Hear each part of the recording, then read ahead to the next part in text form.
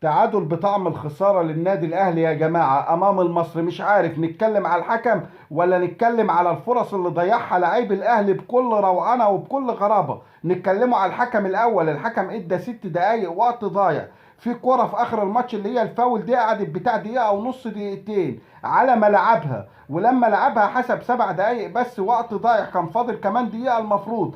فحمدي فتحي رايح يعترض يقول له الوقت وكلام من ده. حتى لو هتطلع انذار يا حكم اللي هو وليد عبد الرازق طلعه لحمدي فتحي. ده ما صدق شاف محمود متولي قدامه، لانه فشل يدي لمحمود متولي انذار طول الماتش، لان محمود متولي ما عملش خطأ يستوجب الانذار. ما صدق عينيه جابته وهو رايح واقف ما عملش حاجه محمود متولي بعد ما الماتش ما خلص.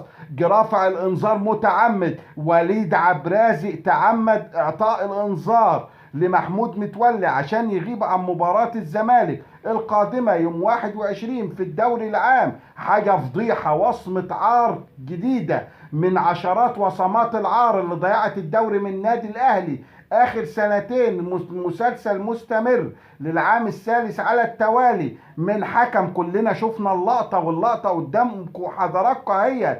محمود متولي ما عملش حاجه يا جماعه. اللي كان بيعترض حمدي فتحي وجرى لاعبين او 3 عليه. ليه محمود متولي بالذات؟ ليه يا وليد تعمدت اعطاء الكارت لمحمود متولي؟ كفايه فساد بقى وكفايه قرف من التحكيم ومن الحكام الفسده المرتشين. كمان الاهلي بكل اسف بكل اسف محمد شريف وحسين الشحات وقفشه فرص ما يضيعهاش عيال صغيره. محمد شريف الكرة اللي في اول الماتش دي، يا عم شوط في الجون، يا عم خلص، يا عم انت في غيبوبة من اول الدوري ليه؟ يا عم انت ما جيتش ليه من بيتكو من اول الدوري؟ حرام عليك.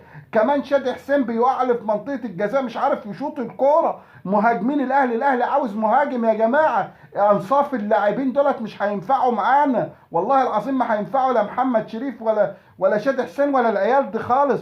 وكرة مجدي قفشه وحسين الشحات اقسم بالله فضيحة، فضيحه. انفراد من نص الملعب الاثنين، مجدي قفشه جرى بيها. شوط يا عم، خش المنطقه وشوط انت خلص.